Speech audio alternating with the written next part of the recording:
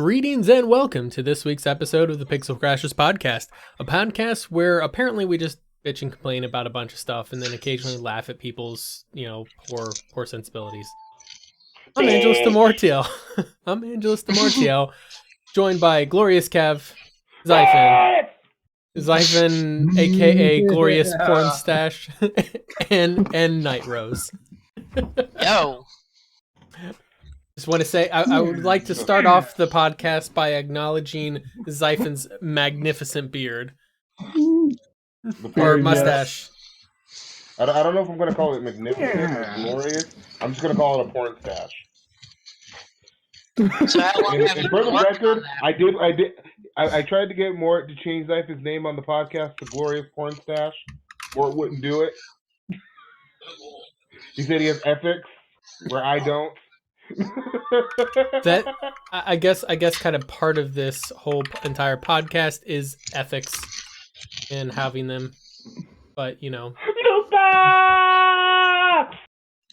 funny thing about it is Kev does that and it makes the green screen kind of goof up on him, so it's almost like his voice is actually like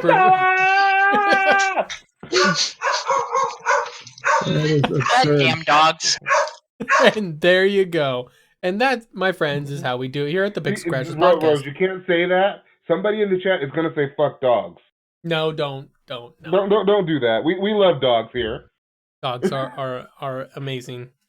Yes, even the imitation I love ones. them, but one is very demanding when he's hungry. Yeah. Stop being mean and feed him. So in any case, we do have a bunch of things to talk about this week. In fact, it's kind of unfortunately, one of the downsides of a bi-weekly podcast is whenever that rare occasion, whenever something of note that we would normally talk about happens literally like the day after our podcast or 2 days after the podcast, it means that you're dealing with like 13 days until we actually talk about it. So by the time it gets here, it feels like it's old news. If we talk about it. If we talk about it. Sometimes we move on. If we remember to talk about it. Yes. Well, yeah, we've had discussions about that too, where I'm just like, like it's old news. Let's just move on to something more relevant. But in that particular case, though, sometimes the news is like ongoing stuff that just continues on in such a way that it stays relevant for those days that we're doing it, which is not that not story. There we go. Got the right story pulled up on here. In the first one, I kind of want to just jump into it and start kind of talking about this because this is a two-part story. First, we're going to talk about one perspective of the story and then a second perspective. So the first perspective of the story here is Epic Games, which, as many people now know, because at this point it's kind of old news, Metro Exodus, as well as several other games, are going to be on PC exclusive to the Epic Games Store. Now, the catch to that is that originally I defended that as a the developer's choice because Epic was offering a better deal. Since my original stance on that has changed because I found out that is not the case. Epic is actually paying these companies in order to be exclusive to their engine. So essentially, they're paying developers to be exclusive. Can I get a hashtag Kev was right in the chat? No. Kev was right. Yeah, Kev guessed right. Yeah, Kev guessed didn't right. Guess. Well, my whole argument I said was guessed right. My whole argument was still about they're paying to take away choice. Well, but we didn't know that at the time. We didn't know. Yeah, that's the Kev problem. was still right. The report is Kev was right. We're going to have to agree. We'll secede to this to get him to shut up about it. Yeah. But so essentially on here, what the first perspective I want to talk about here is what the founder of Epic, Tim Sweeney, has been saying. And so a point that Kev has been focused on, which I have never disagreed with, but it's coming more into the forefront here, is that so Epic is paying developers to be exclusive to the Epic Game Store in order to try to edge out Valve in an anti-competitive manner. Instead of what Kev has been kind of harping on about, and Kev can expound upon this more, is that he wants something with more features. Like Steam. If you're going to be a competitor to Steam, have more features, right? But Tim Sweeney seems to not really think that that's very important, because let's get something out of the way before we kind of continue the discussion on here. Epic is not an underdog. They're not a small company. They are, as is up right here on the article around there, the company itself is estimated to be worth $15 billion. Now, not quite crazy as EA's valuation, but that's not tiny. That's not an indie developer. That is a corporate AAA publisher and developer. So it's something important to know. They're not small peas. The other part on there too is that when you've got that much money and you release a store that does the bare minimum, I tend to kind of agree with Kev. The absolute bare minimum. Yeah. There's no user reviews. There's no user forums. Great. They took $10 off of Metro. Big whoop. What else are you going to bring to the table? They're not offering anything. They're not doing anything. No. It's like it might as well be Bethesda.net. It might as well, or even Origin. Well, Origin. Actually, you're looking. Here's a much better cross example. They're becoming Sony for PC. No, I don't. Because Sony actually has a publishing arm that's generally pretty damn good. Yeah, but Sony or Microsoft, they also buy exclusives from publishers independent from their company. Whereas Steam does not, GOG does not. When you look at Blizzard any of those other companies, they are running their own launchers. They are not purchasing exclusives, and that's what Epic's doing, which is like what consoles do. I want to stop you there, because the difference is while Sony, Microsoft, Nintendo own a monopoly in their digital stores, you can still go wherever you want to and buy physical.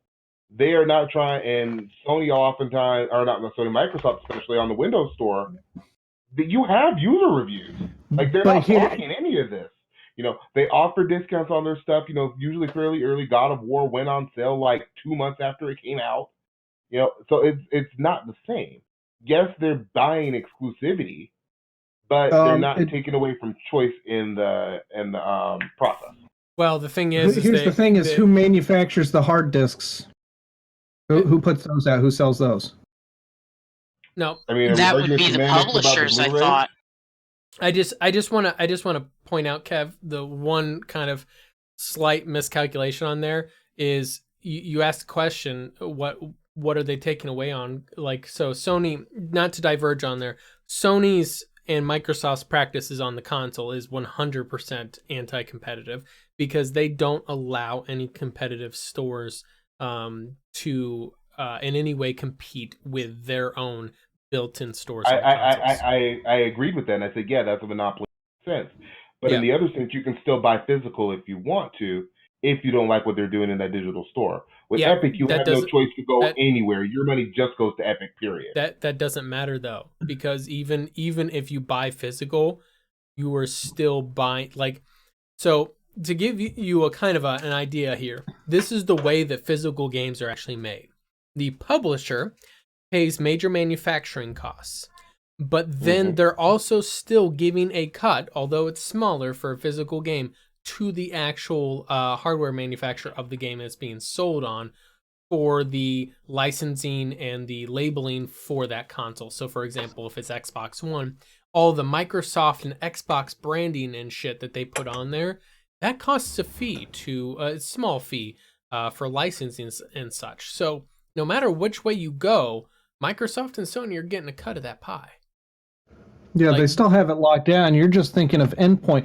The difference between digital store and all digital and hard copy is there's technically an extra store when you have hard copy. That's the way to think about it. Is it would be like EA sells a game through Origin, and then they also sell it additionally through GOG, and you could buy it, say, digitally from EA, but then you could also buy it through GOG and Steam at the same time. With that hard copy factor behind it, but it still all comes from EA origination. Yeah, I'm not arguing that it originates from EA Origin. origination, but that's not the same. I'll use Battlefield 5 as an example. If I buy it for PS4, I can go to Best Buy, pick it up, or I can get it in the Sony store. Either way, yeah, Sony's getting their 30%. Yeah, we're adding Best Buy to the mix. On PC, I can also get it on Humble Bundle. I can get it directly to Origin if I want to. It's a level playing field. The difference is that on PC, obviously, it's all digital, versus on console, you physically have to go to a store. I guess you can get either. You still have hardware options for some PC games, and barely anymore. Very few. Yeah, I have several physical PC games, but okay, let's use Fallout 76, where they were putting cardboard discs in the box. The last physical game I bought for PC was Mirror's Edge, where it was literally, there wasn't even like a space for the disc in the case. It just had the code in there. The last physical copy of a PC game I got was Diablo 2. Think about that for a second. I can't remember which one. There's one I had floating around somewhere. It was like Dune. Yeah. But I had Dragon Age Inquisition, but I couldn't use the disc to really install it. I still had to go through frickin' Origin to activate it. Yep, of course. But so to kind of wrap it back around on here, so I'll read a couple of the comments from Tim Sweeney on here. I'm not going to say anything my own views on there because I've gone through them quite in depth. But I just want to get you guys' thoughts on it and reactions on them. So the first comment on here is, the whole thesis here is that stores should be free to compete, and gamers and developers should be free to use the stores of their choosing, which is exactly what is happening here today. Surely competition between stores is healthy, especially when it results in significant savings for developers, 30% versus 12%, in which they can reinvest in the future games or passed on to the gamers. What are you guys' thoughts on that? He's dodging. He's dodging, but he's partially correct. We do need more stores competing, but they've got to be competing on a platform with features. Like, we've already talked about the Steam Workshop and things like that, and just offering developers a better deal does not cut it. I mean, yeah, that's more money in the developer's pocket. I still want to know, how is this competitive? Like, I get how it's competitive on the developer side, but all you really need to do is offer the developer's cut. Now, what you're doing, instead of being competitive to get the gamers on your side, you're just like, well, we're just going to make it so that way, they can't go anywhere. They're literally paying them to keep it away from Steam, so that you have to come to them. See that this is competitive, but we're looking at the wrong stage of competition. I acknowledge that it's competitive for the developers, but my problem is it didn't let me finish. Yeah, we're looking at the wrong stage of competition. This is bid level competition, where they compete to lock it in, as opposed to end sales point competition. And sales point competition is what we want, where you have multiple stores competing for the consumer, not competing for the publisher. Mm-hmm. And at that point, you usually see sales from multiple sources at the same time instead of one person locking out another. But that's what they're doing. They're locking, like Metro. I know. It's all competition. It's just the wrong end of the competition that we're getting screwed on. They need to compete for the consumers. That's kind of what I was getting at. I didn't get to finish either. What I was saying is, what I want to see them do, and this is what I've said from the beginning: put the game everywhere. Let me choose where I'm gonna buy it. Offer me a reason to buy it from you. It's kind of the same argument that you guys have made for consoles against me for months. Offer a 100%. Better product. Yep. Yeah, and that's been my argument at the Epic Store from the start. Yeah, and I want to point out to what Pinnacle Op said in the chat of that when will that be passed on to gamers? That's some trickle down economic shit. Yes. So this is a point I want to kind of posit to you guys. Let's take a comparison on here. So two sides of a coin. On one side of a coin, we have CD Projekt. On the other side of the coin, we have EA. Okay. Witcher 3 was sold on GOG and on Steam. It was sold on both stores, and actually, it's pretty much available anywhere you want to fucking buy it, except... It's also been on EA for Origin from day one. Exactly. So it's been on every fucking store you could buy Witcher 3. In other words, they're giving cuts to EA, they're giving cuts to Valve, they're giving cuts to everybody. They're handing out fucking money. That's, the right way to do it. Now, here's the thing. In doing that, they managed, and mind you, no microtransactions, no loot box bullshit. It was a complete single player game, and then two paid DLCs, right?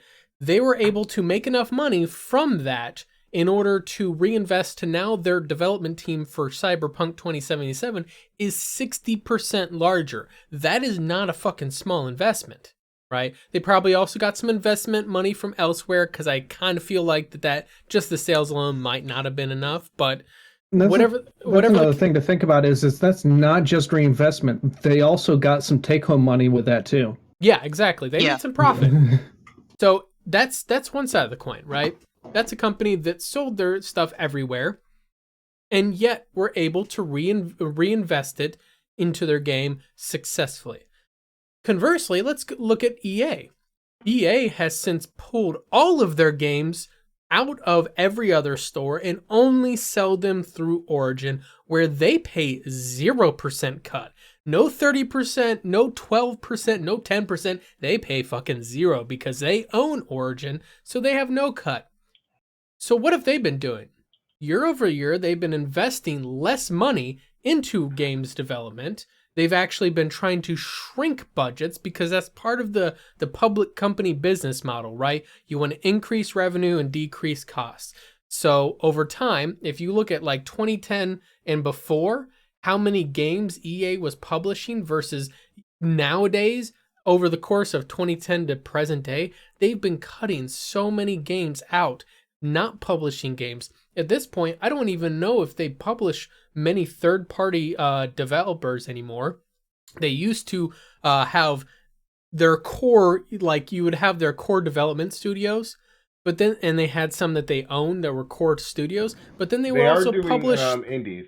They are doing indies like they did Unravel 2 this year. Yeah, that's true. Yeah, so they do have a couple. They also did A Way Out last year. But those are kind of like they're almost like you could call it's like indie movies, right? Like every studio now has their little indie games. Ubisoft put out like C. Yeah, they're kind of Microsoft has Ori. Yeah, they're kind of like street cred games, right? But what I'm talking about is like, for example, let's take for example, I'm trying to remember who published it, and I can't remember for the life of me. But The Darkness 2 was made by the developer Digital Extremes, but it was published by THQ. I think it was THQ. I want to say it was THQ published the game. It was a AAA published and developed game, big major rights to it and all that stuff. But Digital Extremes wasn't owned by THQ. They were just like kind of a one-off contractor for that one game. EA doesn't do that a whole lot anymore, right? They rarely do that because they're shrinking down the amount of games that they're publishing overall, and they're spending less money into each game that they publish. You're not seeing any of these games that have budgets like SOTOR or fucking Modern Warfare 2, where you have $200 million, $150 million budgets. No, usually they're sticking in that $40 to $80 million range, I notice. That's because they're trying to shrink those costs, right? So EA making more money with less of a cut, and somehow they're spending less in the games and passing it on to the gamer. Is EA charging less for games because they don't take a cut from Origin? Or do they have, or is it becoming increasingly difficult to get a full game paying just $60? Nowadays from EA, you have to pay $80, $90, $100, $150 when you count in microtransactions. And that's not even getting, the 60's not even getting you the full game, because they're doing like Ubisoft too, where like, oh, well, if you pay this much, and I'm touching on what we're talking about with Anthem later, but let's touch on it. Well, they have, like, for Anthem, first off, the release date is February 22nd if you want a PlayStation, or if you pay $60. It's February 22nd, period, end of story.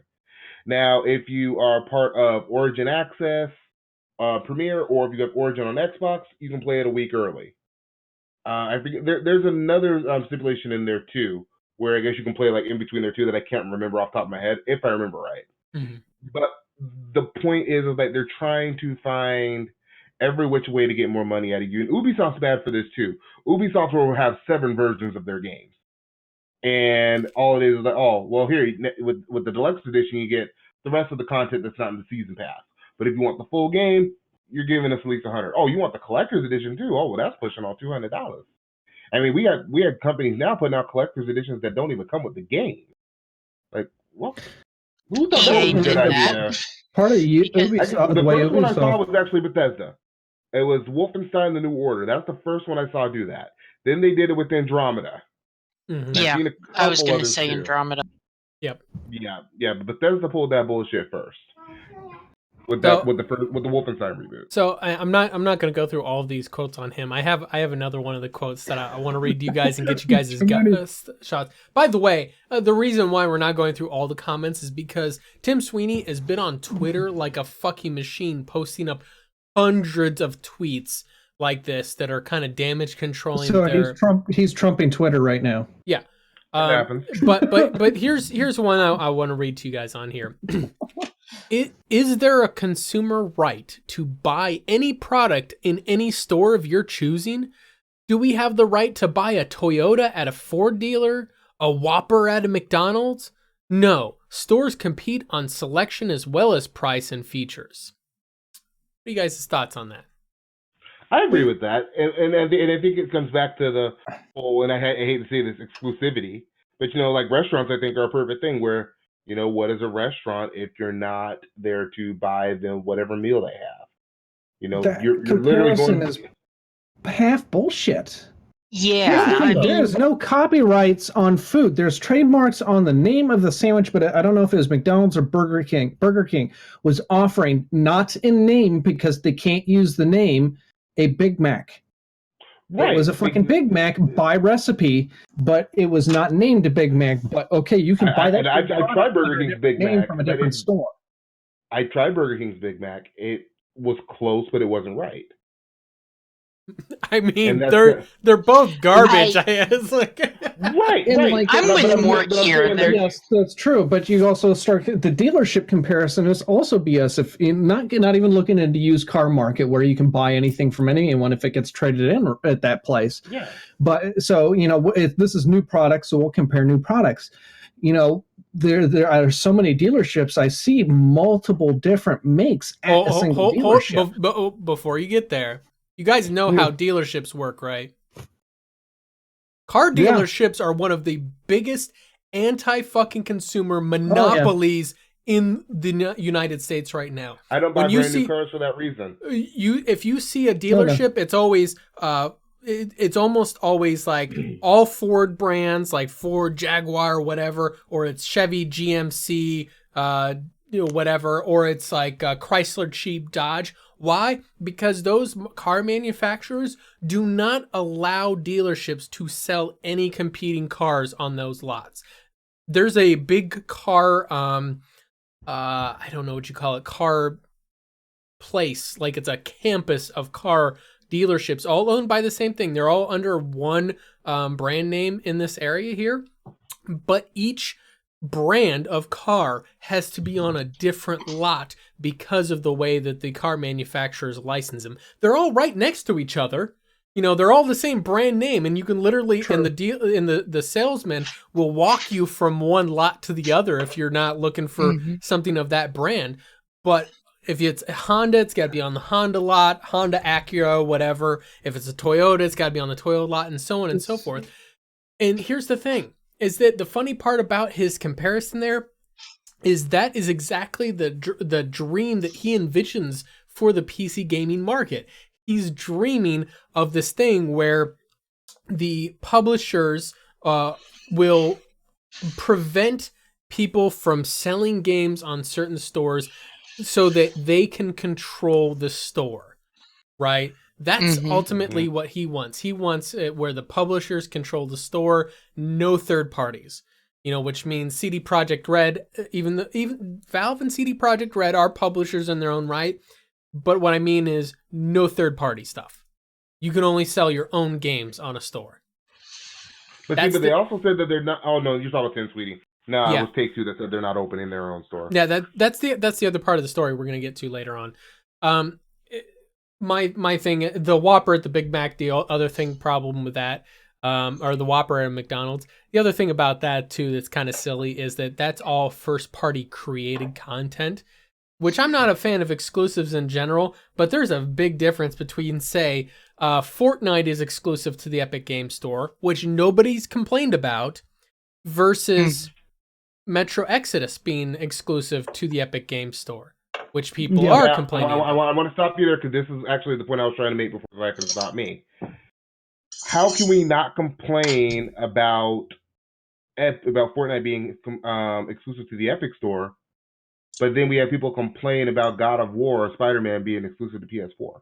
Because, okay, so here's the major difference. Sony's product. Okay, hold on, It'd be Kev. different if it was a third-party deal. Hold on. The difference that I have, the reason why I always complain about that, is because if I say wanted to play Fortnite, say I was feeling suicidal or in other ways mentally distressed and actually had this crazy thought to play Fortnite, which will never happen,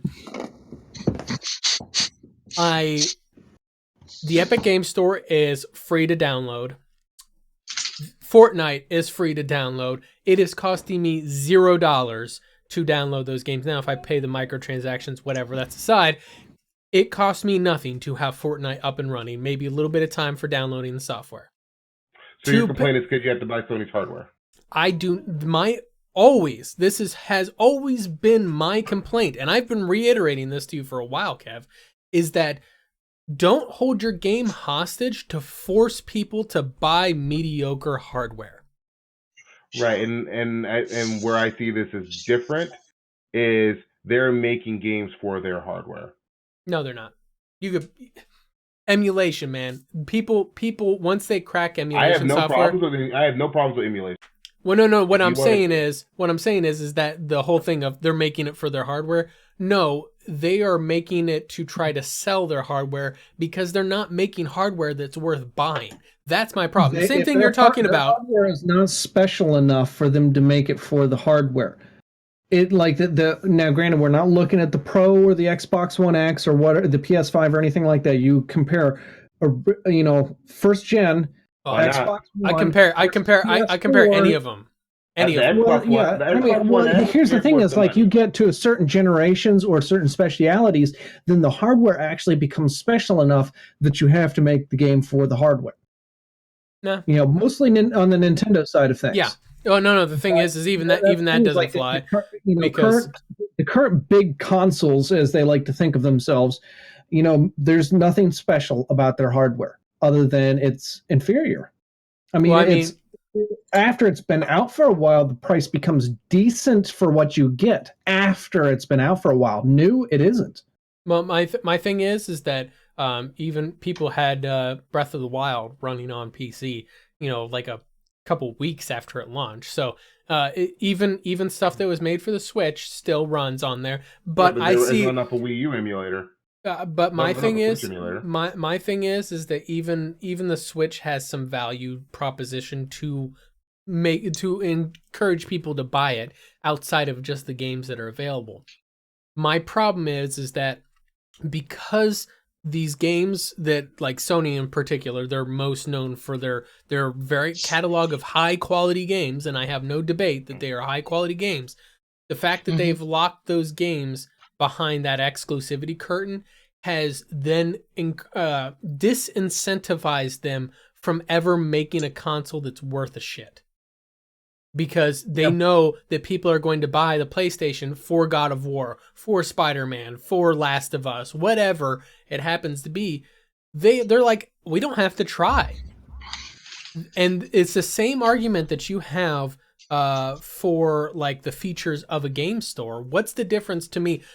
The funny thing about it is that you are you want a game launcher / store that is fully featured, and you feel like that's the way they should compete.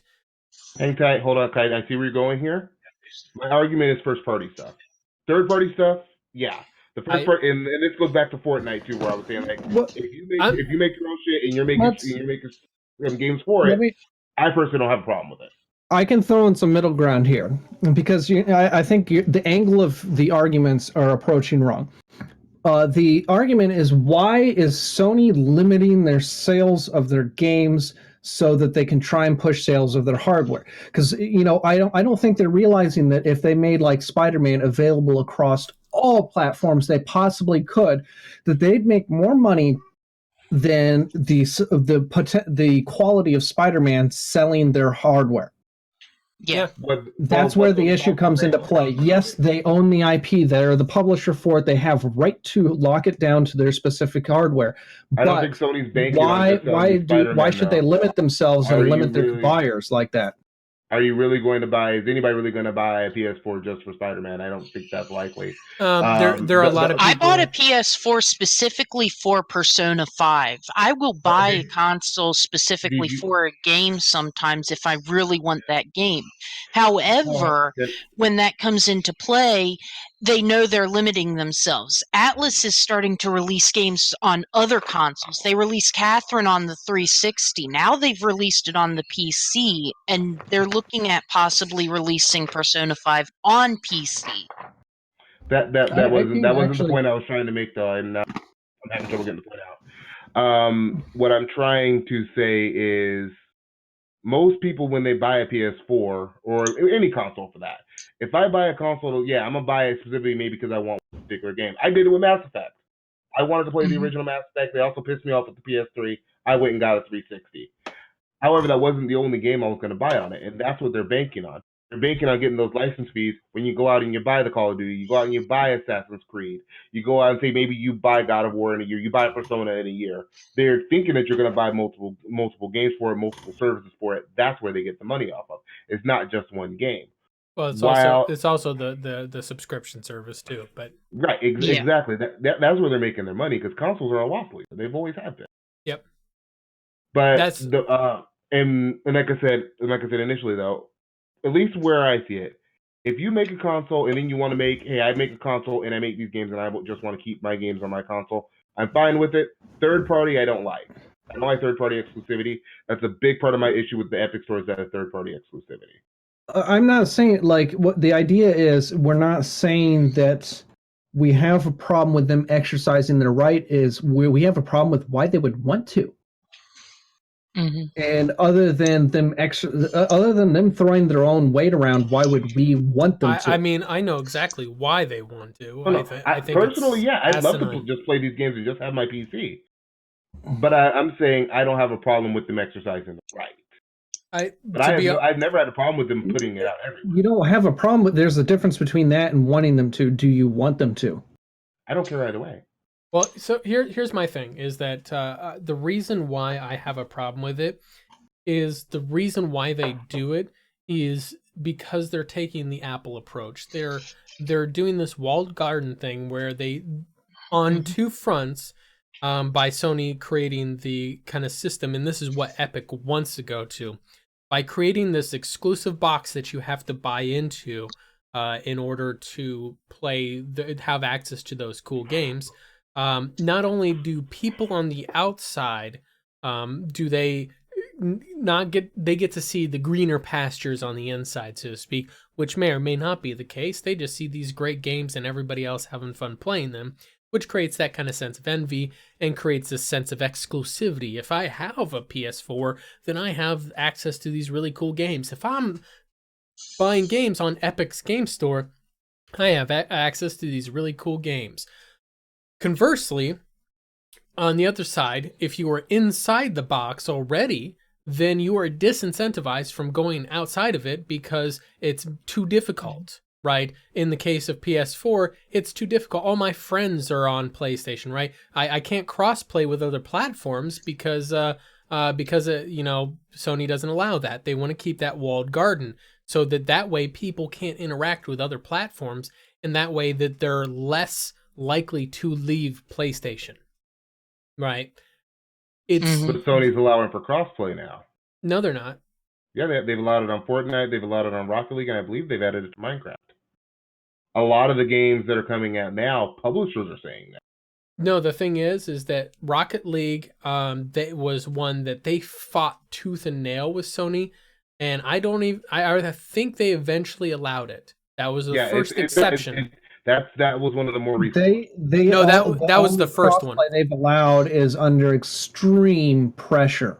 Yeah. Fortnite was the one. Fortnite, they allowed it, but then they pulled some bullshit where they locked people's accounts down to it. I don't know if they ever undid that. I don't know if they ever undid that part. I would think they did, but I don't know. But people are having issues where if you played it on... something funny, now that we talk about this too? Isn't it kind of hypocritical for Fortnite to push for console crossplay and then purchase exclusivity on PC? Right. Well, I mean, it's two different angles on there, but that's I don't know. Anyway, the last thing, and this will kind of get us onto a slightly different angle on here. The last quote from him that I have for you guys, and then we're going to move on to the Take-Two side of it, is that he said, and I quote, "Steam has veto power over prices. So if a multi-store developer wishes to sell their games for a lower price on Epic Games Store than Steam, then... Number 1, Valve can simply say no. Number 2, pricing disparity would likely anger Steam users, leading to review bombing, etc." What are you guys' thoughts on that? Well, the last end of that is in line with something that you've stated before, is people are going to look at the stores instead of the publishers, where I think it would be another way around. Or, you said people blame the publishers, not the stores, for different price disparity. Whereas, like, I find something cheaper at Walmart versus Best Buy. I'm not looking at who made I'm not looking at who made the damn thing. I'm looking at, okay, Walmart's offering it cheaper. That's where I'm going to buy. Mm-hmm. That's kind of my feeling on that, and that's the way I think the majority populace would do it, because that is brick and mortar stores that works. Digital stores, maybe you're right. Maybe it is the other way around, but I feel that would not be as extreme. I think with brick and mortar, I totally agree, and that's how I would. I think it's a little more difficult on any digital storefront because at least for me, when I deal with things digitally, I really do want it all in one place. Like when I was buying music individually, I just use Spotify now. I started on iTunes and I really just stuck to iTunes when I was doing it because that's where all my other stuff was. For movies, I do everything on Amazon. I love the Amazon streaming service anyway, but because my other movies are on Amazon when I buy them, I just stick to Amazon. And I just stream them. And because it's easy. It's easy here. I remember it's all one place. It's one username. It's one password. All you just go there, boom, done, easy. Yeah. You know what's funny is what that comes into play is mass consumption. Here's the thing: is how much more easy is it to go through multiple digital stores? You just move your mouse around a little bit, as opposed to shopping around at several different physical stores where you're driving your ass all over the place. Spending gobs more time, but the difference is you're buying a handful of things at brick and mortar, whereas your digital collection is enormous. So the first thing, having one source organizes it better for you. So the first thing, I rather than getting over the price disparity thing, I'll get to that in a second, but I want to focus on that first one though. Valve can simply say no. Yeah, I don't like that. No. Hold up. Tim Sweeney has many of the tweets that he's tweeted out in this narrative that he's creating. He is trying to paint Valve as this big bad bully that throws around its weight and forces other developers, when there's actually no evidence that they've ever done this. In fact, all the evidence that I can find shows they're quite the opposite. So this notion that Valve has some sort of veto power, right? That they can just say no. That doesn't fly. That's going in line with Tim Sweeney trying to paint this picture that Valve has some kind of control when they've demonstrated no evidence of that at all. I mean, Valve has always been very hands-off, but what I was going to say is I don't like that. But then why do you leave all the power in the hands of Valve? Humble Bundle, Green Man Gaming, Fanatical, I forget what the Indie Gala. God. So many of these other GOG too. But I'm saying somebody who's kind of just platform neutral and will sell it wherever the fuck you want to sell it to. You go to a store like that instead of just going directly to the launcher owner. And I'd like to point out a lot of the problem. I would like to point out there that if you go to Green Man Gaming or another site, Humble Bundle, whatever, and you buy a Steam key off of those websites, I want to point out there, Steam doesn't take their 30% cut on that. The cut, whatever that cut happens to be, 30%, 10%, whatever, goes to the store you bought it from. Steam lets you activate those keys for free. Yes, and that's the point I'm getting at. And what would also be dope, and as we've been talking, I kind of thought about this.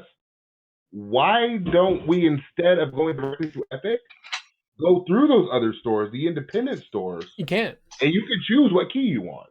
No, you can't. If it's like Metro Exodus.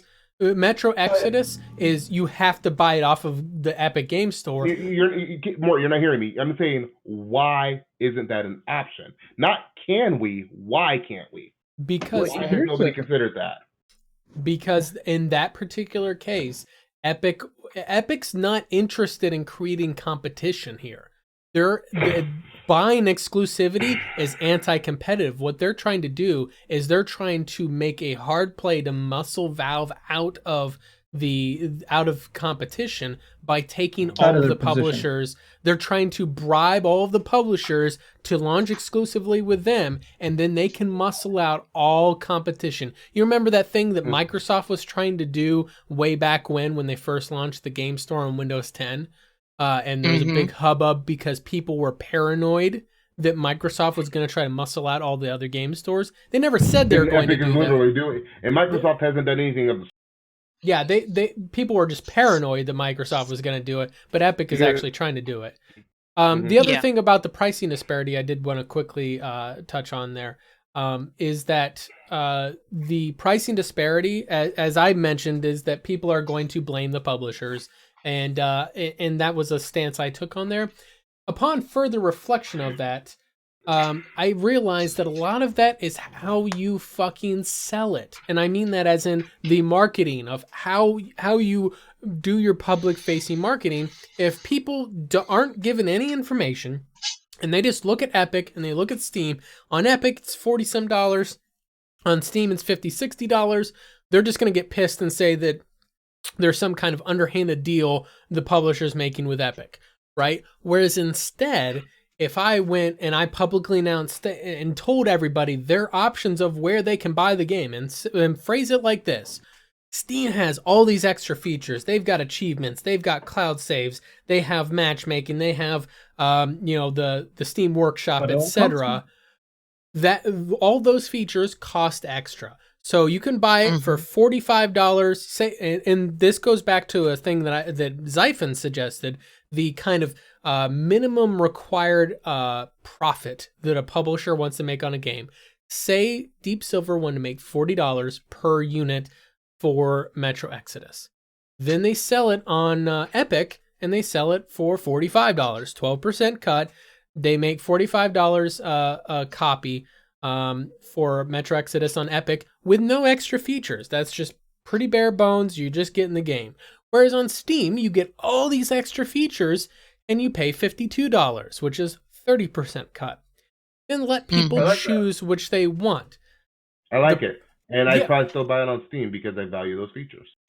It's all about how you frame this whole marketing of this, and that's where you could get away from the anger users. If people are saying, "Oh, I'm paying more," and the thing is I've heard overwhelmingly people online saying, "I'd pay $10 fucking more for Metro Exodus just to have it on Steam." Yeah. And that's a funny thing is that's choice on the users. And a lot of people who are arguing in favor of Epic like to throw the term monopoly around.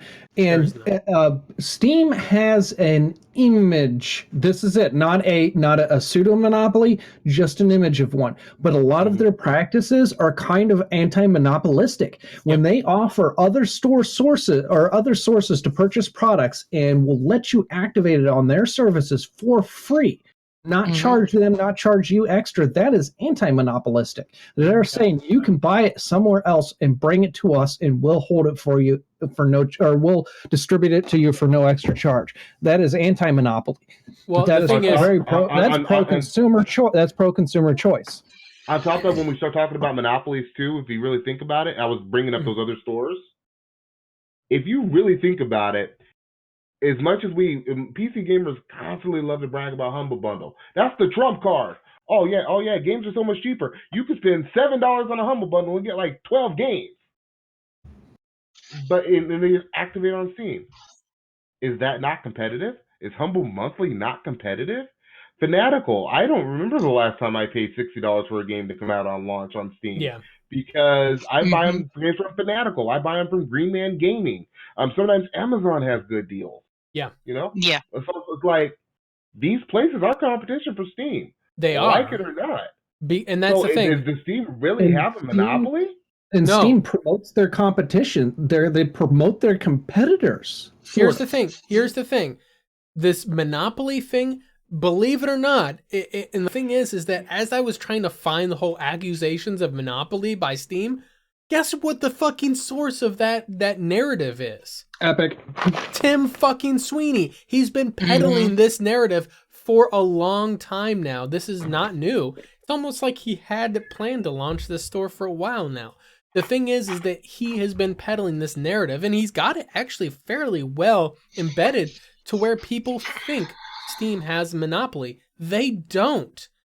He is conflating, and he's conflated many things. He conflates the profit that game developers and game publishers make off of the game. Personally, he doesn't conflate anything. I think it's just straight up propaganda. He knows what the fuck he's talking about. He does. He's actively trying to manipulate people. Well, when I say conflates, he's deliberately confusing two things together. And when he's conflating the launcher of Steam with the Steam store, which, although the store is in the launcher, they are actually two things. It's kind of like GOG.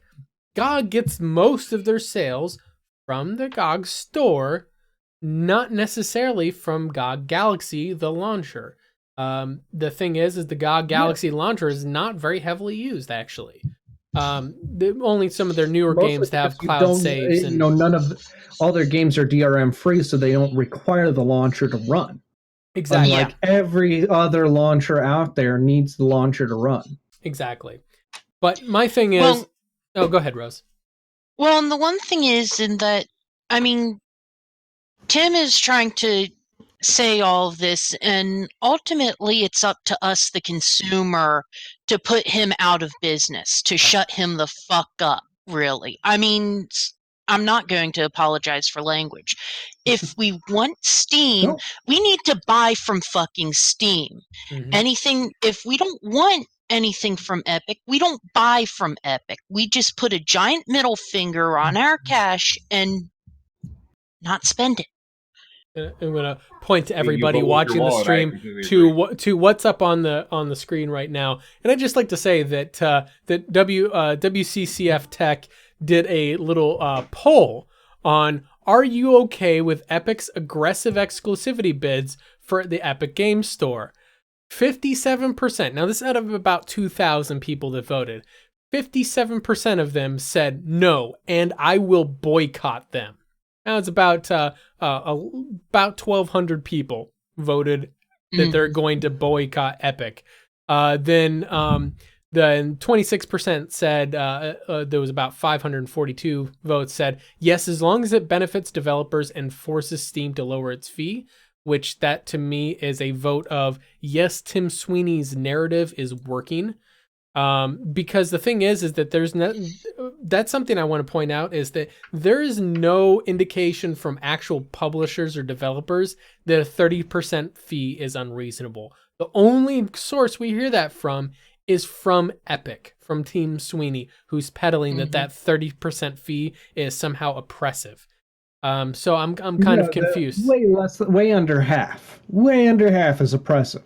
Yeah, I mean, looking at commission rates in other industries, yes, it is high for a commission rate, but it is yeah, if all they were doing was like agent work isn't basic, but if they were doing agent-like work, then yes, that would be on the high side. But they're doing quite a bit more than that. Mm-hmm. They're also hosting a lot of features, which Tim Sweeney cites only cost a fraction of a percent, but he only cites specific ones that cost a fraction of a percent. He doesn't talk about the cloud storage, which, by the way, if any of you guys have ever done any IT budgeting, cloud storage is fucking expensive.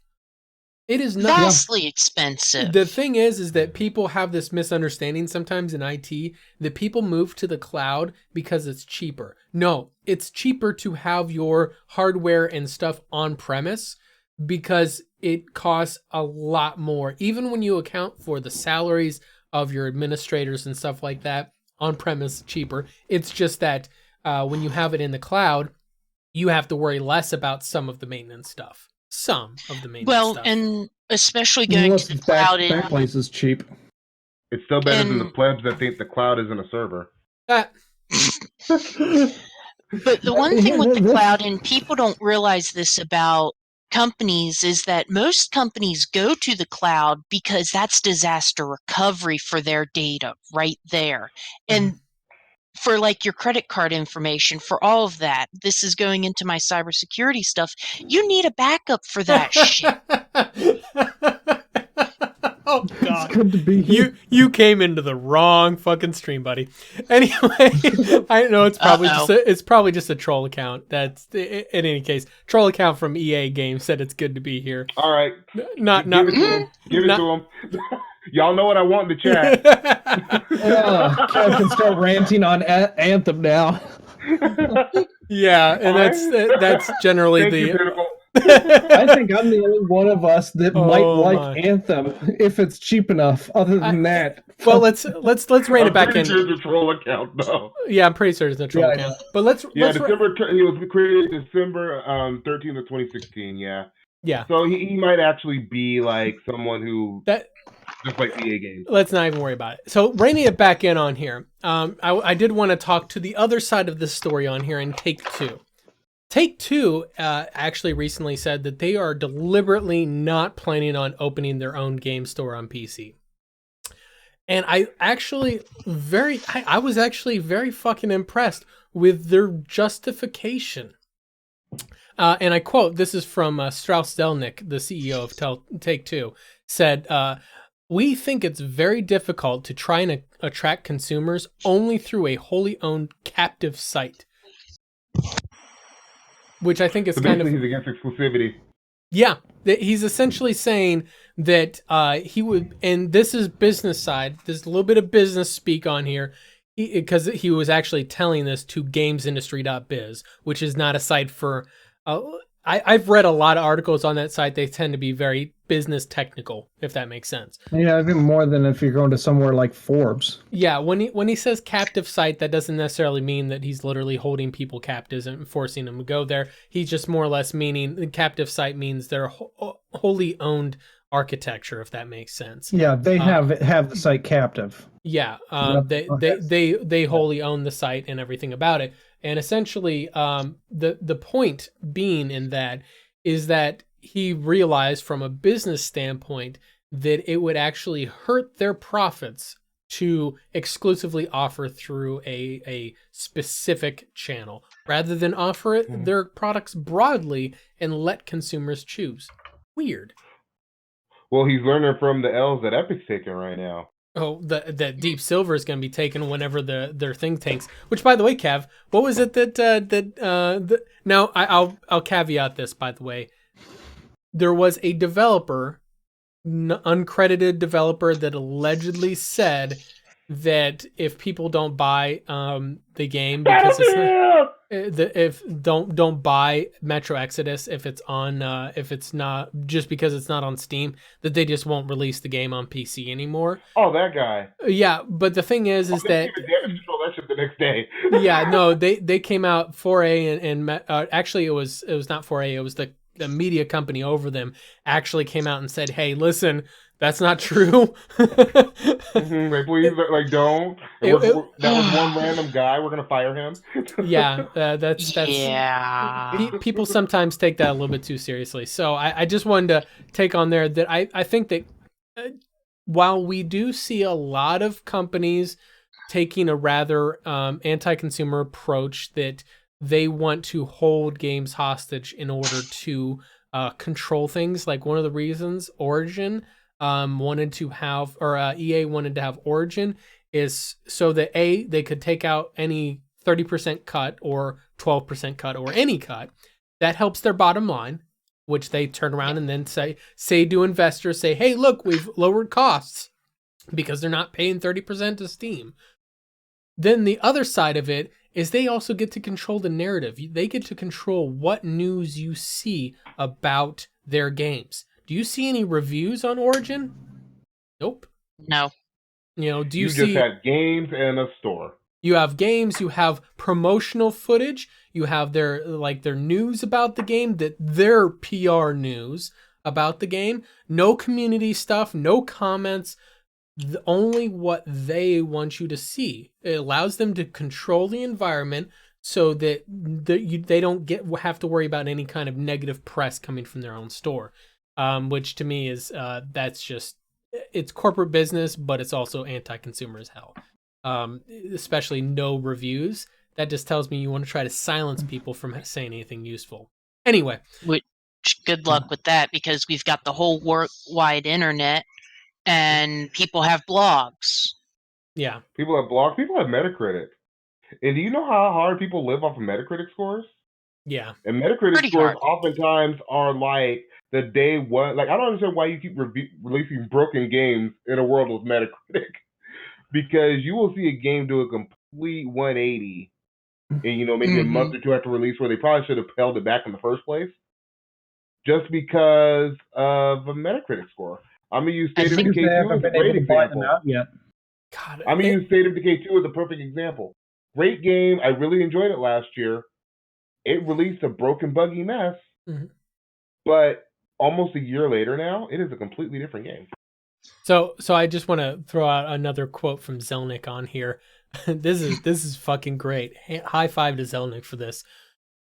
And he's talking about this is in reference to him, how you are selling your games. And he says, as a company, you are better placed where your consumers are, or excuse me, where the consumer is, rather than indicating where the consumer needs to be, which is a refreshing fucking position of saying, hey, you need to pay attention to your consumer and see, there's a difference between the way Take-Two is facing things and EA faces things. EA, can we give props to Ubisoft? Because Ubisoft kind of does this too. Yeah, Ubisoft actually kind of does this a little bit too. The way they look at it is that they are trying and listening and paying attention to their consumer, trying to figure out what their consumer wants, and then sell them a product based upon what they're hearing. Right. Conversely, EA and Activision Blizzard, what they do is they make a product and then try to convert you to it. Mm-hmm. It's they the try opposite. They try to control their market in that way, and that's not necessarily a great way to approach things.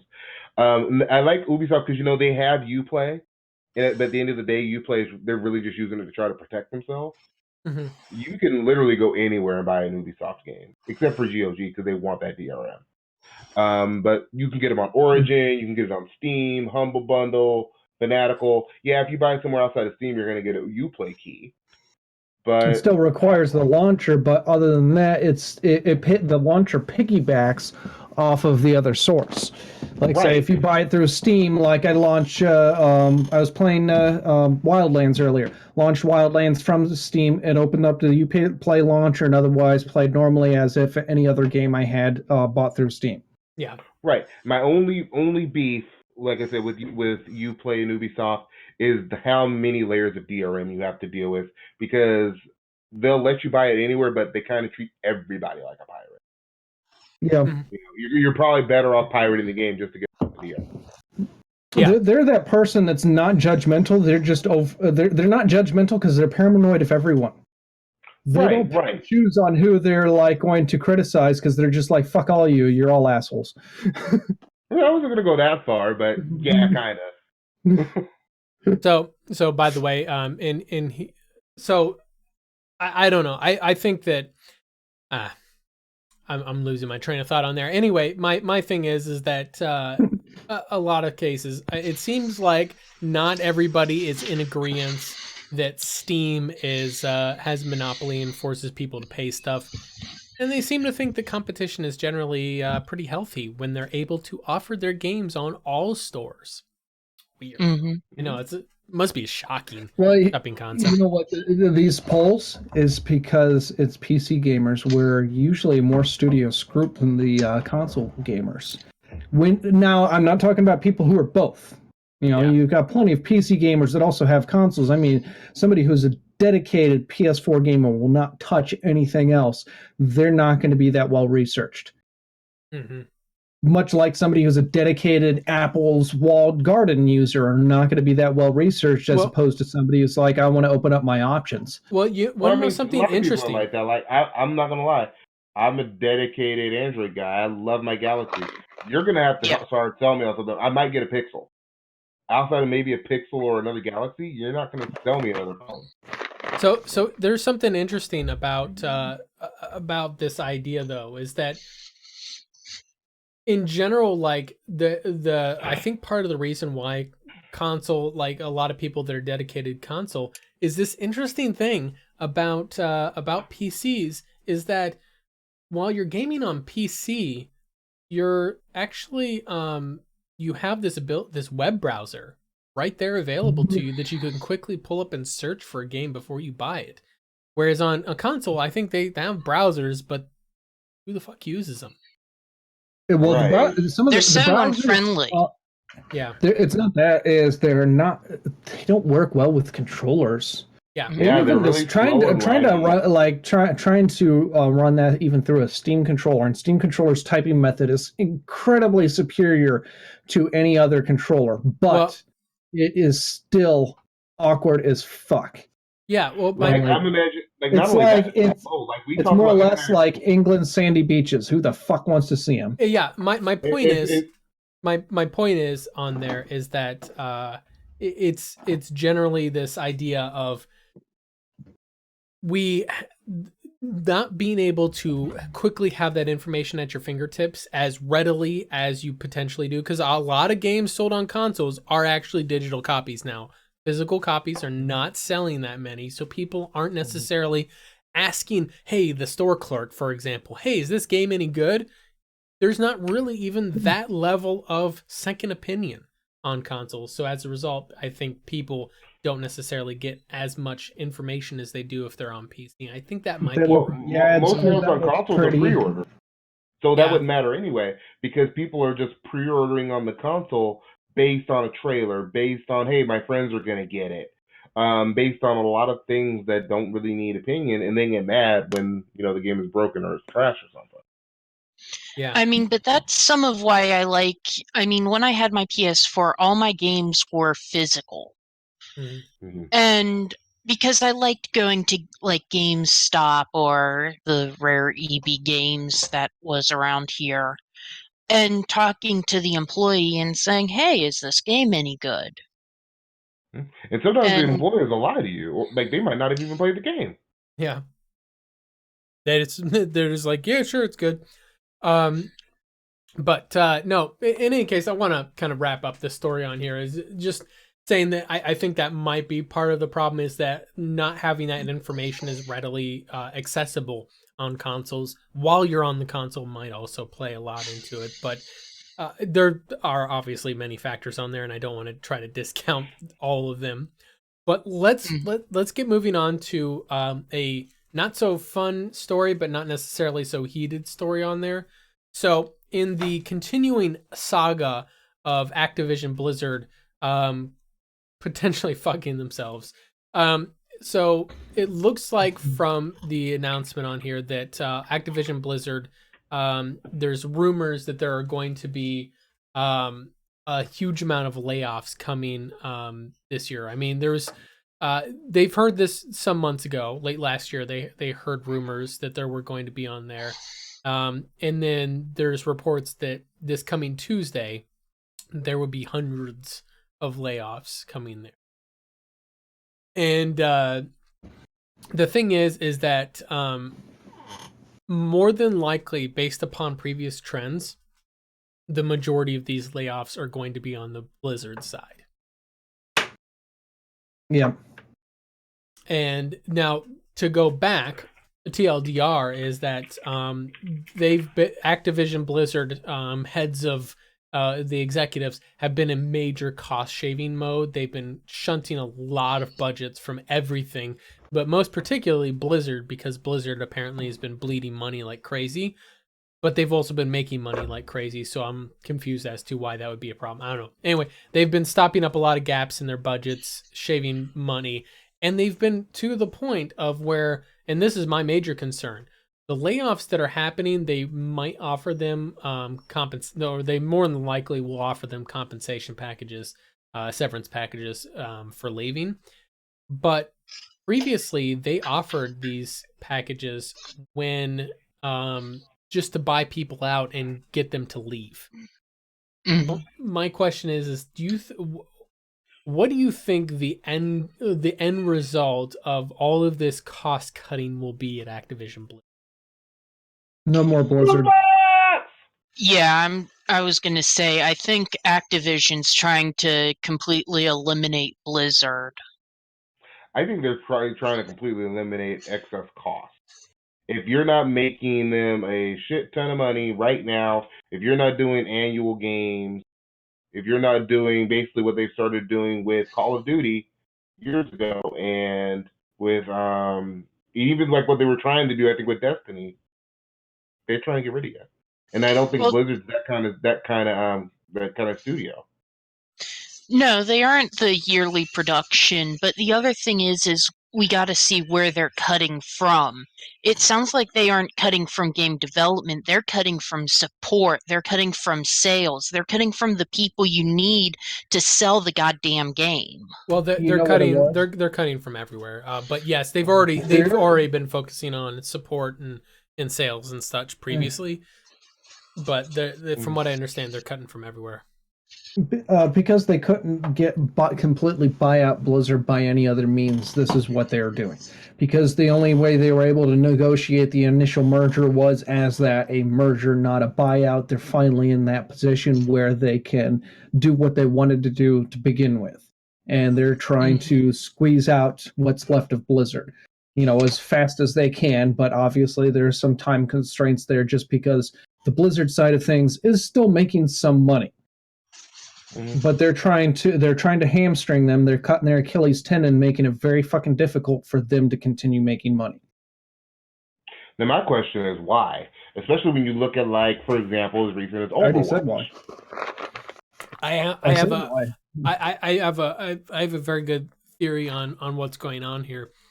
So with the so obviously now this was in 2017. Keep in mind, in 2017. Overwatch made $1 billion in microtransactions. It was fucking big time.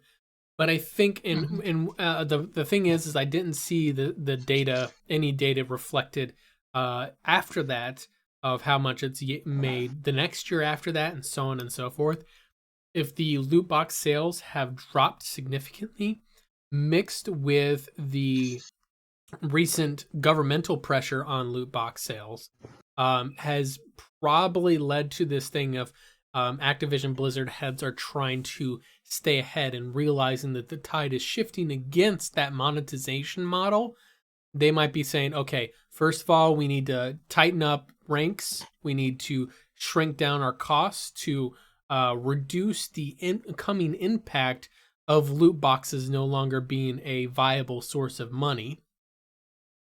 Then we can start looking at new monetization models in addition to what we already offer in order to try to stay ahead of this. They're actually playing it smart as a business. It sucks because obviously that's someone's job, but my my personal opinion is that if you were working at Blizzard now, which is not the Blizzard of yesteryear that made it's not Diablo 2 Blizzard. It's not Diablo 2 Blizzard. It's not even World of Warcraft Blizzard for that matter. The thing is that I feel like that at this point, if you work at Blizzard, based upon what the stories I've been reading about the working environment there, it's still generally positive, but there's definitely, since they started, 2018 in particular, has been like this really big shrink year for all budgeting everywhere. And I feel like that has really made the environment at Blizzard pretty fucking toxic to handle. Because everybody, whenever you're doing budget shrinks, everybody's tense. Because, you know, everybody's getting kind of scrutinized with a fine-tooth comb to figure out, oh, what are you wasting money on, right? Always that position. So, but my theory on why they're doing it is because they're realizing that the glory days of loot boxes and making money hand over fist on them is coming to an end, and they're starting to say, okay, we can't count on these billion-dollar years anymore on loot boxes. Let's find out what else we can do. And I think that's really what's the driving factor behind it. That makes a lot more sense than my statement. I mean, comparative to EA, who EA's, I would say a large percentage of their of their revenue comes from loot boxes, and they have been obstinately against any suggestion that loot boxes shouldn't be able to be in a game. Tells me that if loot boxes were made illegal in any number of countries, they would fucking crash and burn. Yeah. Yeah. I know I was reading somewhere about the EU actually starting to investigate the ethics and the availability of loot boxes in video games. Oh, it's gone beyond that. Belgium actually banned loot boxes. Completely. Well, EA in general, and EA did it anyway, and then back on FIFA. Well, the thing is that so what happened was that Belgium outright banned it. All the other major publishers were like, cool, and took them out of the game, took them out of their games, or stopped selling their games until they could redo it and remove them out of there. But EA pretty much said, we don't agree with this interpretation of the law. It's fucking Belgium's lawmakers decided this. Laws, come on. We don't care how you feel about it. You follow the fucking law. Yeah, it's like, I'm sorry, your interpretation of the law don't fucking matter. It's the lawmakers' interpretation of the law that matters. And even if it seems ridiculous from our point of view in another country, it's may be ridiculous to them too, but it is still their law. Yeah. On top of that, nobody asked EA what they thought about it. This wasn't a debate. We didn't want your opinion. This is the law. And the thing is that they actually outright tried to tell people, call your people in government to try to have them walk this back. And then funny enough, nothing ever happened. It's almost like people didn't think that EA's position was right here. Weird. But in any case, they eventually... They're legislators for a good reason. Yeah, and now they're currently being investigated for criminal offenses on illegal gambling as a result. Which, by the way, just for anybody's clarification, loot boxes are gambling by U.S. legal definition. Pretty much to summarize it, risking something of value for the random chance of something of value is what classifies as gambling. You don't have to spend money. You don't have to get money. Just risking something of value, which could even be time, for a random chance game of something of value. That's gambling. So what you're telling me is that's where I was going with this. Yeah. Warframe is gambling. You heard it here first. 100%. 100%. Mm-hmm. Warframe is built... Even Destiny's probably bigger gamble. There's gambling and all of those live service looter shooter games. Diablo 2 is gambling, and I love Diablo 2. I know you didn't want to hear that. Diablo 2 is glorious. You know, I'd even argue most, if not all, MMOs with any sort of drop because you're anything time. with a random chance drop that generates a time grind effect behind it is gambling because you're spending time. Yeah, you are gambling your time in the hope that you get the thing you want. Yeah. And all the other shit that you get instead is not considered a value added in most cases. Like the justification is, oh well, you always get something. It's like if that's something that I get is not something that I find valuable personally, me. Like with Overwatch, the argument I would hear is, oh, you always get something. The voice lines and fucking sprays are worthless garbage and nobody fucking cares about them. That's not something of value. Those are filler. Decided to pad out the drop tables for those. I mean, at this point, you're saying going out on the first date or picking up chicks at a bar is gambling. Damn. I mean, it's a gamble. You don't know what you're gonna get. She might be crazy. She might be crazy. 6 months down, she'll slit you in your sleep. You know, everything's a gamble, man. You're always risking something of value in the hopes of getting something else of value. Mind control abilities, you know, like Bill Cosby. Mind control. Are we gonna go to Bill's new bar next month too? When he gets out, whenever he gets out, he's gonna open up a bar. That's gambling too. That's hardcore gambling. Yeah. I know. Anyway, moving on. Keeping on the EA theme on here, we're keeping it PG. Keeping on the EA theme here. So EA recently shared a chart to help decode Anthem's release date. Sorry, I'm trying not to laugh at this. It's not funny, guys. Now you guys know the Medea head shake meme I love. I just wish we could just get that on the screen just going for a second. At what point? You have a chart. They had this for Battlefield 5 too. Yep. And you know what happened to Battlefield 5, right? If you don't like it, don't buy it. That game tanked because it was fucking confusing. Here's the thing. If you make your game difficult to buy, people won't fucking buy it. I mean, it's a simple concept. I thought it was. If you make it confusing for people to buy your stuff where they're not sure what the hell they're buying, they're just not going to fucking buy it. It doesn't matter if it's good or not. Oh no, it gets better. If you rent our game and you don't own a PlayStation, then you get it a week early. Yeah. I mean, you know that you give it the full $60, you're waiting a week. That's the gist of it. But it's the fact that you had to have a chart and you had to have people navigate through, and I had to study the chart to figure it out. Mm-hmm. When you I haven't are even trying to bothered sell, looking at it. when you're trying to sell drive-through fast food, and somebody pulls up to the window, and you give them directions on a rusty mailbox where they can drop their money, which will then give them directions on where you can fucking pick up the damn food. People are just going to be like, you know what? I'll go home and be hungry. No, that's an old Dane Cook joke. Xaiphen makes a good point there. And there was a quote I heard actually about this earlier this week, where it was basically saying, you know, if you give people too many choices, the chances are they will choose nothing. This is actually what happened with the Steam machine. They had too many choices. It confused them. So they said, you know what? I know this is a console. It's supposed to be a console PC thing. Fuck it. I'm going to get a PlayStation. Because I know what I'm getting with the PlayStation. I don't have to I don't have to do any guesswork. I don't have to think about it. I can just go home. It's simple. I plug it into my TV and it works.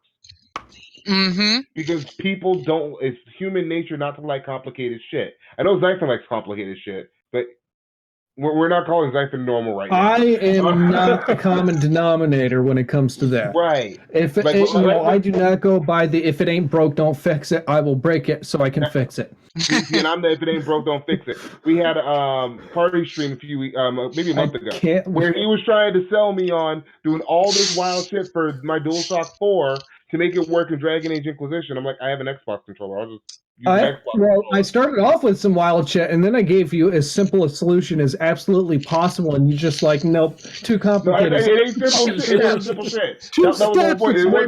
I did the hard work for you, and you're like, no. It was difficult, but it was like I can just turn on my Xbox controller and go. Like, why keep finagling with the DualShock 4? I like the DualShock 4. I prefer it. All right, But if I guys. can That's just what make I the was Xbox going off first, I'll of. just make the You Xbox preferred one first. over the other, so I was trying to make your preferred one work for you. Yeah. Oh, see, it wasn't even that deep for me. I'm just like, well, Well, this one I just turned it on to go, so we just gonna do that one. All right. Simmer I'm down, a very big fan guys. of keep it simple, stupid. So- But I'm making the point, and I use this Yeah. as an example because that's what EA is trying to do. They're trying to Xaifen the situation. I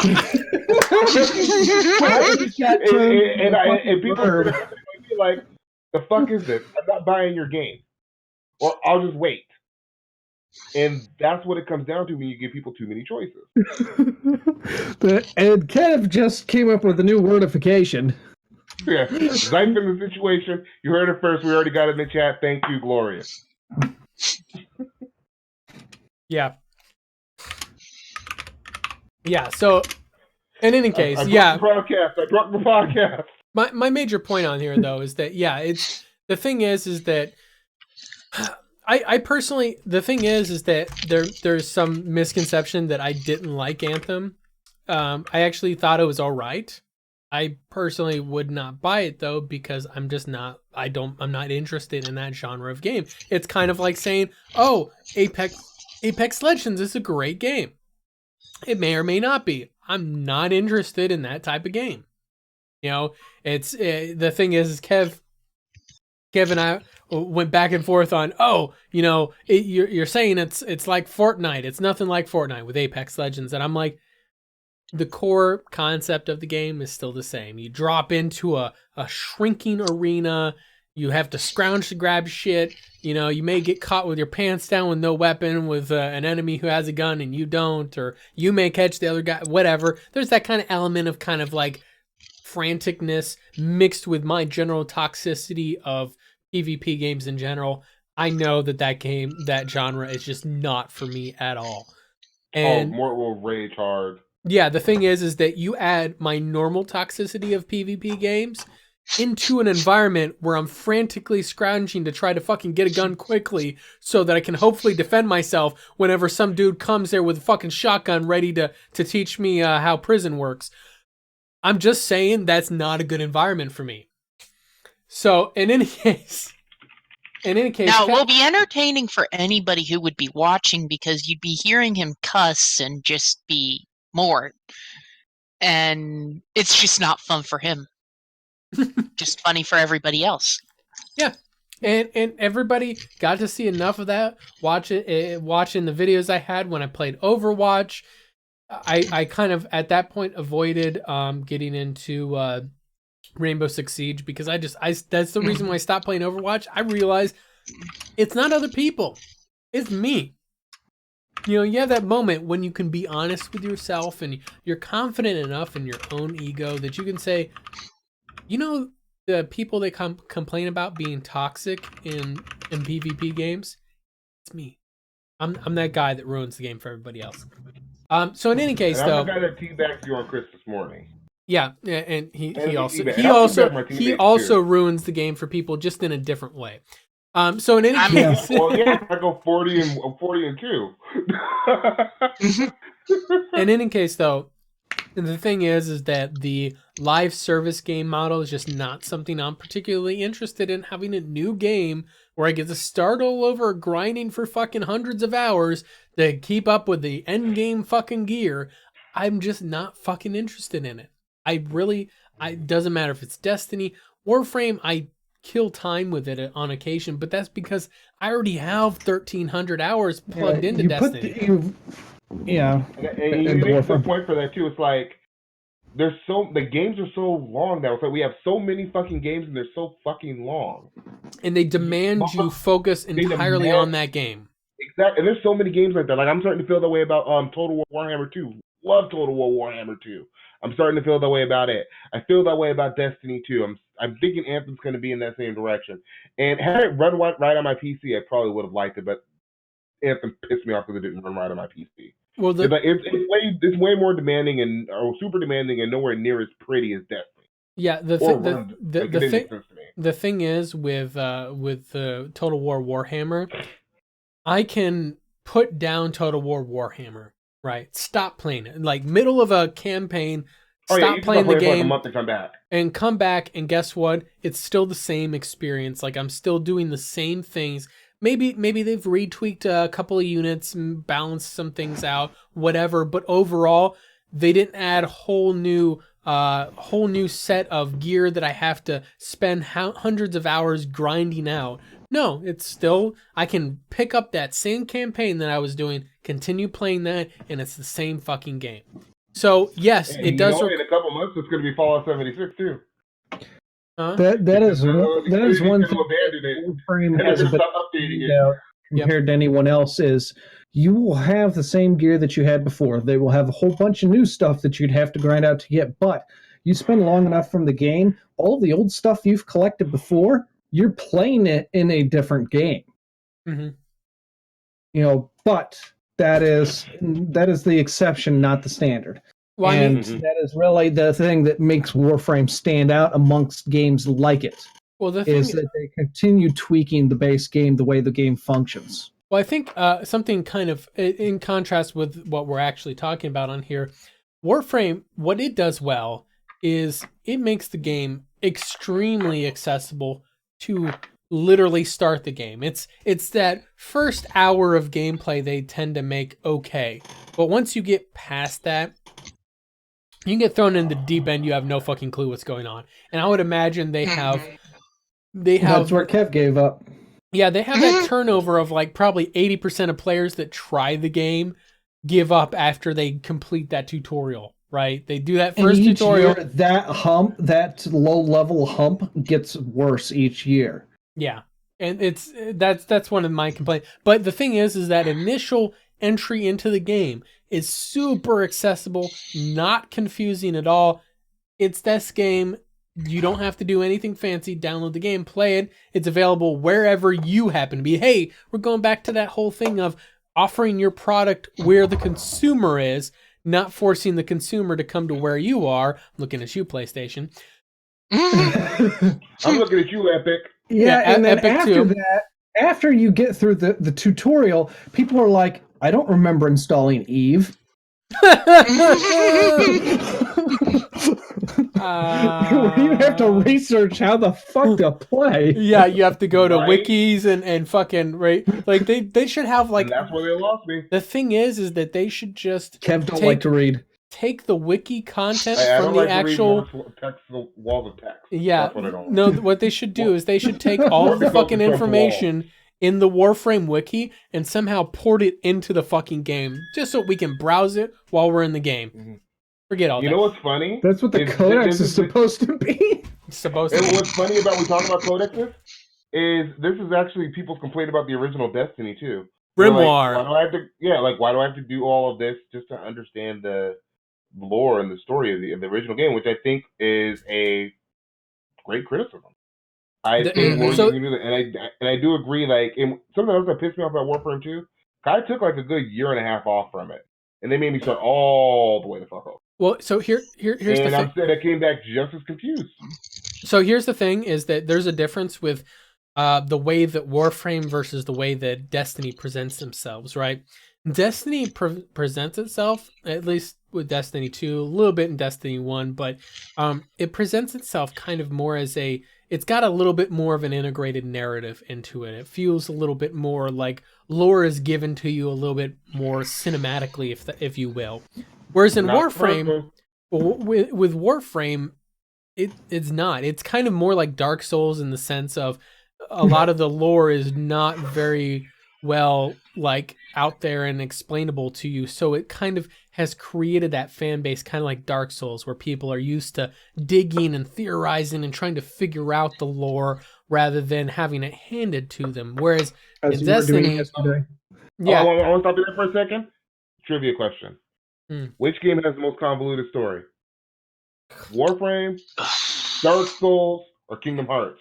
Because that's what this is sounding like right now. Kingdom Hearts. Nobody knows the story of Kingdom Hearts. I'm going to say Dark Souls, because nobody knows the story about Dark Souls either. Everybody knows that Warframe doesn't have a story. Yeah, Warframe doesn't have a story. That's a trick question. See, Destiny had a story. You just had to go search for it on the internet, and then they completely retconned it in the sequel. Mm-hmm. But hey, you get to juggle guys like you're playing fucking Devil May Cry though. Yeah. Devil May Hearts, Kingdom Hearts. Yeah, you're playing the Devil May Advocate. I mean, I'm not kicking it with Goofy. Me and Goofy are not friends. Yeah. In any case, though, just to kind of wrap things up on here, and get us over to those fancy final thoughts, if I can press buttons correctly. Yes, I can press buttons. I am tech savvy. I don't believe Good you job, press Mark. buttons, sir. tech savvy. I am an interesting person that is smart and stuff. So in any case, Kev, give us some final thoughts on things. I still need to finish Resident Evil 2. It's glorious, but I've been drawn back into Total War Warhammer. It's a fun game. Fuck snow, because I got about an inch of it and a half of it outside. It's some bullshit. Kev is so worried about his inch and a half. People get broken up with over an inch and a half. By the way, about this story. You guys, those of us from Northern Ohio are like, it ain't nothing unless it's at least 8 inches. Oh no, the thing is that you guys have missed it. Assume. You guys have missed it, but it's been an ongoing giant innuendo all day about the inches of snow. I think you guys can figure out from there. I'm just saying, relationships have ended over an inch. Yeah. So in any case, Kev is upset because he got a measly amount of snow. No. I'm upset because I got iced in most of this week. Like, I only went to work one day this week. Well, 1.5 days. I left early yesterday because it poured back while I was at lunch. I still didn't find time to finish Resident Evil in that time because of Total War. Let me put this out. You don't even know what the fuck freezing rain is. That's a new horror. I know freezing rain. Yeah, that is. I'm born and bred from Seattle. I know exactly what frozen rain is. No. Yeah. You don't know what rain is, sir. Cleveland actually gets more precipitation annually than Seattle does. I need stats and statistics. I think I knew that. Did you know that? I need some paperwork. I don't believe you. Did you know that 72% of all statistics are made up on the spot? Only in Trump's America. Yeah, the internet's a wonderful place. Big disclaimer there. I cherry picked. I didn't say rain. I said precipitation. There's a lot of it's snow, even in July. I have one more final thought that I'm going to share. Yes. I need Mort to stop. He's trying to build Trump's wall with these walls of text. And I think he's about halfway there. He's doing it for free. People are interested in what I have to say. Work. It's he's only doing the patriotic work. It's only you that's too lazy to read what I say. And Mort's going to pay for it. To explain to people what he's talking about there, I have taken a new tactic with Kev. Whenever I want to get my point across, but not actually have him respond to what I say, I just write a paragraph, maybe 4 or 5 sentences. He writes like 5 paragraphs. It's totally TLDR. No, I like to call it information. Didn't read it. Not reading that shit. So it's like 5 sentences, and then he'll just say, "Oh, I didn't read it," and I'll be like, "That was the plan all along." And it really does work. It's quite humorous. It looks like 5 sentences. It's like this. It looks like this on my phone. So if you want to win an argument with Kev, just make you give me Trump's wall of text. I will not read it. You get to a point where you can just start throwing in shit that doesn't exist. Yeah. Well, it don't matter. I won't read. You can just put a bunch of exclamation. His eyes glaze over. He becomes catatonic. I need a coffee for this. No, not reading it. I'm too busy. As Pentaclop said, #winning at life. Yes. Yes, winning at life. Yeah. I read enough. I need to read enough shit at work. I don't want to read it when I get home. Xaiphen. Final. No, excuse me. Sorry, Xaiphen. No more talking. Xaiphen's mustache. Final thoughts. Well, since I'm such a punny person, I must ask you a question, but I'll shave it for later. All right, and Xaiphen has been kicked off the podcast, guys. The porn stash is fired. Oh shit! I'm done now. That's probably for the best. Rose, any final thoughts this week? Oh, well, all I'm just gonna say is fuck Epic. Epic failures. Give me the chat. We forgot to We forgot to pre-label our stint on that as epic failures. By the way, that's probably going to be that was an a ongoing missed stint for us. opportunity. Epic failures. Yeah. That's going to be epic failures. There's going to be an ongoing thing for us for quite a while. I'm sure of it. Yeah. So we're just gonna go ahead and hashtag that epic failures. That will be a thing from here on. That we'll talk about. Anytime Epic does pull some bullshit. Is this gonna be like Ubisoft? Yeah, it's kind of like Jim Sterling's. It's like Jim Sterling's. Oh, Ubisoft. This is going to be epic failures. Or my favorite, fuck Konami news. Yeah, fuck Konami or Ubisoft. This is going to be epic failures. That's going to be the version of whenever Epic or Tim Sweeney does something stupid or says something stupid, we'll talk about it in the section called epic failures. I forgot to completely bring this up as a subject before. Dumb shit too. Yeah. What's that? There's something. Yeah, there's something I completely forgot to bring up before that I ran across before. Apparently, of the small handful of people that have played Death Stranding, say it is just phenomenally insane. Like it's awesomer than the trailers make it look. A director of the upcoming Metal Gear Solid movie got a chance to play it, and he's just like, this is mind blowing. Now, if the PlayStation 5... That only makes me look forward to it more. Like, games to look forward to tied between that and Cyberpunk 2077. Now, if the PlayStation 5 has worth of damn hardware and Death Stranding is exclusive to it, will you be playing Death Stranding? Nope. I'm not interested in the game myself. And that's not a matter of what... It's not even a boycott factor there. I just can't... I have no other valuation to buy into the hardware. There's nothing in it for me. That one game is not motivating enough, no matter how awesome it could possibly be. Yep. Oh, no, I'm with you there. I love Sony's software catalog, but I have an amazing software catalog on my PC. I might not buy a PS5. What's the current price of a regular PS4 and the PS4 Pro? Like $250 and $350. It's like $399. Oh, so that was the launch price. I think it's down to like $300 now. Oh, is it? I'm pulling up Amazon now.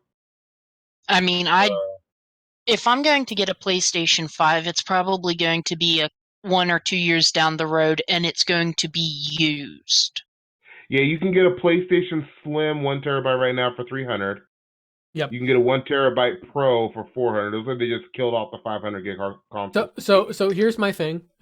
So that in effect means that I would for $320. Yeah, so my thing is that to buy Death Stranding, in theory, without a bundle deal on there, in order to play it on, say, a PS4 Pro, that means I would have to spend $460 for a game, for one fucking game.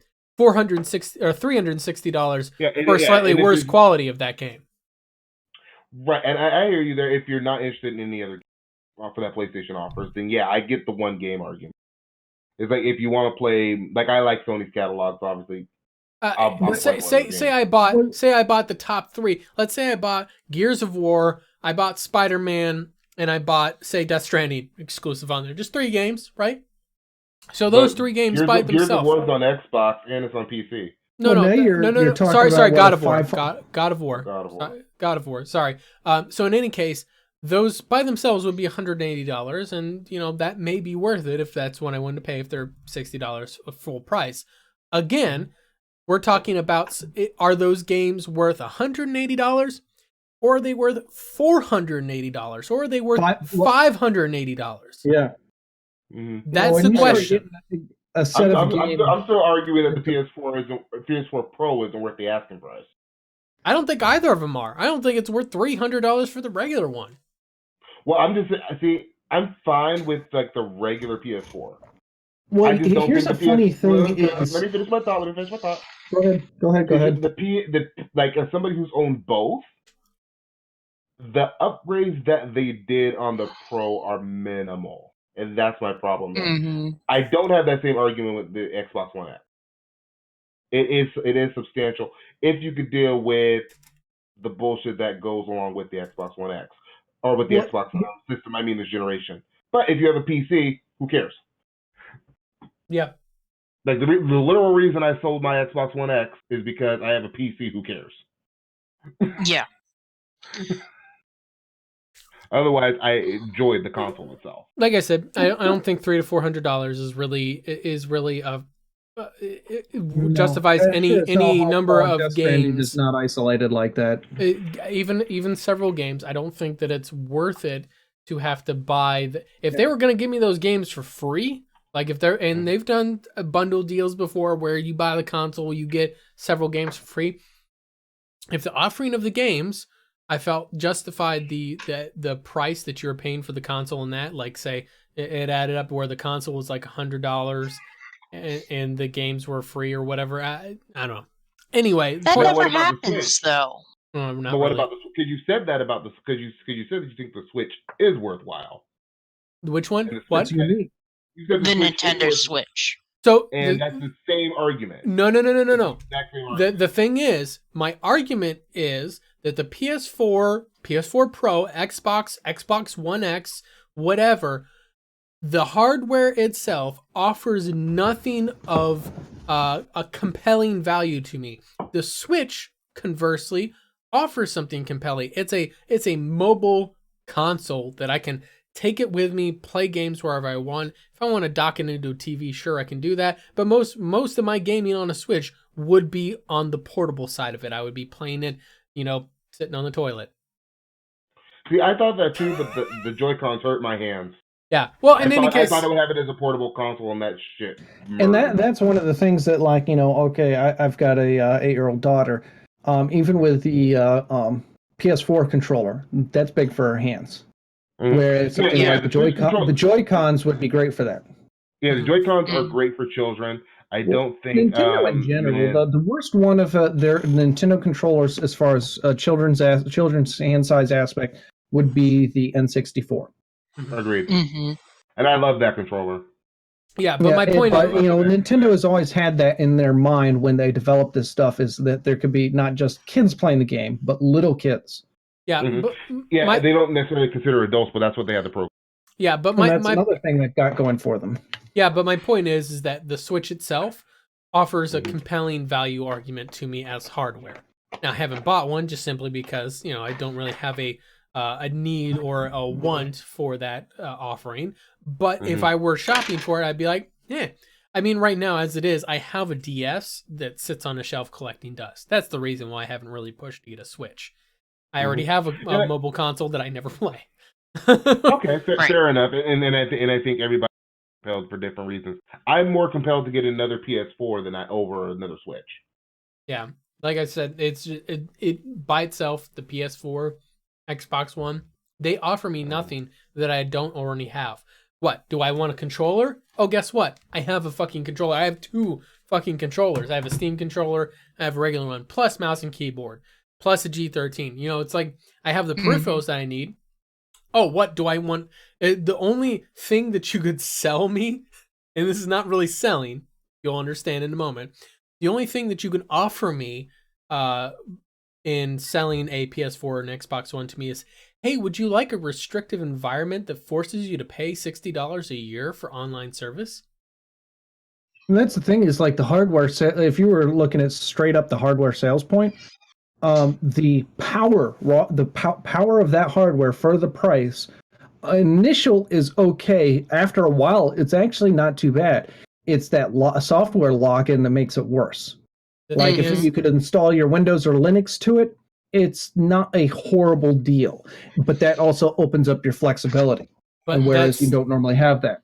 But the problem is again, you're paying $60 a year, so that cost, that value proposition of the hardware alone decreases over time as you're paying $60 a year for it. See, and my whole thought is like that's the part of the reason I'm not buying the online. Like I'm not even interested in buying online on a console. Yeah. Like I'll just play that game on PC, but then that also devalues my console. Like if I'm not gonna play it, then what's the point of having it? Exactly. Yeah. For me, what it literally is like, do I want to play these specific games that are really appealing to me?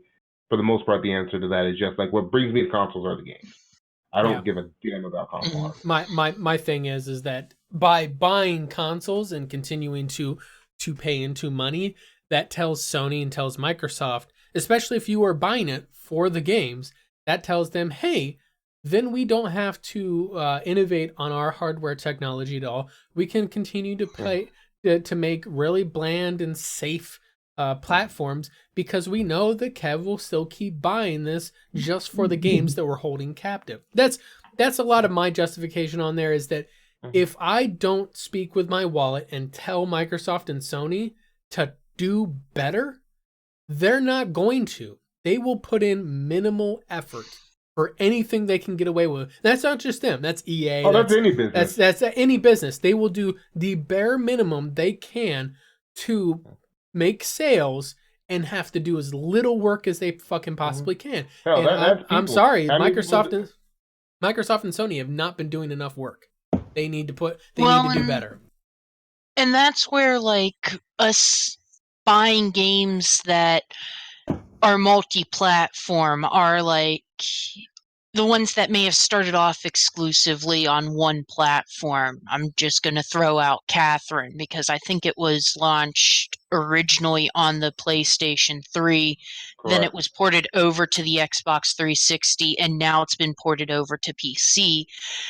Buy those games from those developers when they move consoles, and then that tells the developers, that tells Sony, that tells Xbox and Microsoft, make these games viable on other areas. Xbox already has started doing it, because quite a few Xbox games are like Play Anywhere or whatever. You play on the PC. entire Xbox One library is playable on PC, with the exception of Forza Horizon 2, Forza 5, the standard Forza 6, and Halo Master Chief Collection. And you can play Halo 5 Forza, but you don't get the full Halo 5. Everything else, we're talking a couple Forzas and Halo. Everything else is on PC.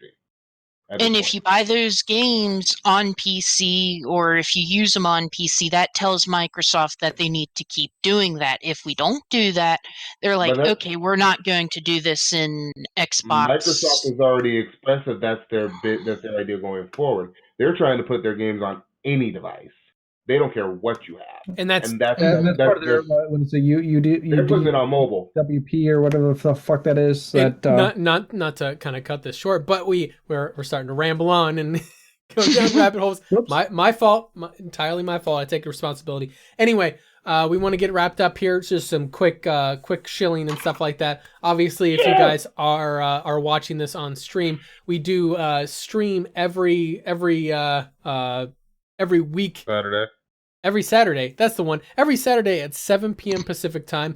On the first week, we do the podcast like you're watching just now. On the off week, we do a party stream where we sit down and play some co-op games together and make fun of each other. And I steal Kev's kills and make him look bad on stream. And then the next week after that, we do the podcast again. So if you're want to watch some games, tune in 1 week, and then you want to hear the podcast, hear us chat about stuff, you have the other stream. If you're listening to this on audio, we do upload the audio of the podcast to various podcast sources. So it is available on iTunes, Google Podcasts, Spotify, Anchor, Stitcher, Breaker, Overcast, CastBox, PocketCast, and Republic Radio. Now, if you are listening to this as the audio version and you want to catch us live, you can catch us on Twitch TV /ThePixelCrashers or YouTube.com/Mortiel. That's Mortiel. And you can also find links for all of that stuff down in the description of wherever you happen to find this. You can also join us on our Discord server, which you'll find the links before. I can't read off that nonsense gibberish Discord thing that they have on there. But needless to say, you can find links for the Discord server on there, and you can come and chat with us in our Discord server and make fun of Kev for me stealing all of his kills. Praise gaming. With that said, we're going to get signed off here for the night, guys. We'll be back next week. We're going to be playing some more Mass Effect 3, and I promise I won't spend the entire time going off on tangents again. I won't spend the entire time stealing all of Kev's kills, but I try not to, but I can't guarantee anything. Anyway, praise Phil Spencer. Yeah, just stop. Kev, stop. No. Razer Master Race. Somebody please buy AMD. NVIDIA needs the competition. Has he step up yet? No. We need to cut him off so he can stop. Mute him.